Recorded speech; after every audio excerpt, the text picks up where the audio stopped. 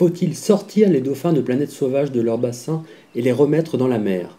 C'est ce qu'affirme un certain nombre de militants, dont l'association Cétacés, qui organise une manifestation pacifique samedi 6 juin prochain devant le parc animalier de Port-Saint-Père. Ils dénoncent le trafic mondial des cétacés. Moi-même ayant été à Teiji au Japon, on voit que c'est la plaque tournante et tout démarre du Japon et de Teiji où les dauphins sont capturés. Donc la majeure partie des dauphins finissent dans les cantines scolaires puisque les Japonais les mangent. Mais les plus beaux spécimens en fait sont mis de côté, sont dressés, sont revendus dans tous les delphinariums du monde. Un dauphin dressé, ça vaut 200 000 $. On reproche à Planète Sauvage de cautionner ce trafic. Voilà, c'est un vrai business, la capture et la vente de dauphins. Donc ça c'est le premier point. Le deuxième point, c'est les conditions de détention. La communauté scientifique reconnaît l'extrême intelligence, l'extrême sensibilité des dauphins, le caractère sociable de ces animaux, de ces mammifères.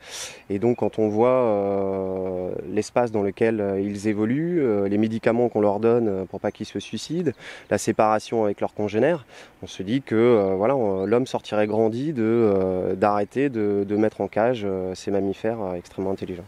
Pour l'équipe des soigneurs du parc, rien ne prouve que les dauphins dépriment ou seraient moins bien dans les bassins que dans leur milieu naturel. Le plus simple, c'est de venir voir comment on travaille et de venir poser la question à ceux qui font ce métier-là. Donc on va travailler avec ces animaux de façon très simple. La base, c'est déjà pour tous les animaux du parc une hygiène importante. Il faut qu'ils aient un environnement propre. Ensuite, une nourriture très saine. Et on ne va jamais jouer avec la nourriture, c'est trop grave, il ne faut pas. Et ensuite, on va leur apprendre des choses pour pouvoir présenter au public les comportements que les animaux peuvent faire et leur raconter une histoire sur la vie des dauphins en milieu naturel. Et pour leur apprendre, on fait ça sous forme de jeu. C'est-à-dire qu'on va challenger les animaux, on va leur proposer des petits défis à résoudre et on leur apprend. Apprendre, c'est amusant. Il y a des contre-vérités qui sont assénées par des gens qui n'ont même pas pris la peine de venir nous poser la question. Et c'est dommage. Et des contre-vérités qui vont porter sur notre façon de s'occuper des animaux. Donc c'est le cœur de notre métier, donc ils vont nous toucher bien sûr.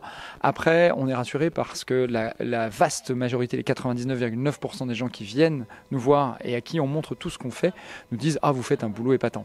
Donc ça, c'est sympa. Alors forcément, il y a des gens qui ne sont pas d'accord. Je pense qu'à la base, c'est simplement de la méconnaissance.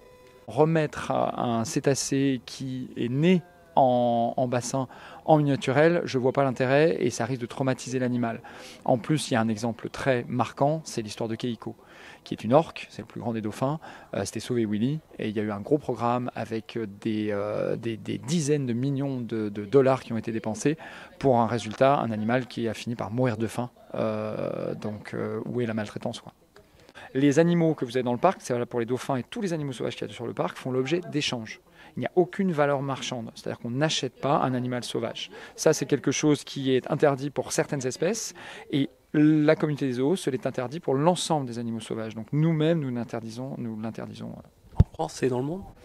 Alors en France, aux États-Unis et dans le monde, je ne peux pas parler. Il y a des endroits du monde où il y a des gens qui sont hors convention. On appelle ça la convention sur les espèces, la convention CITES.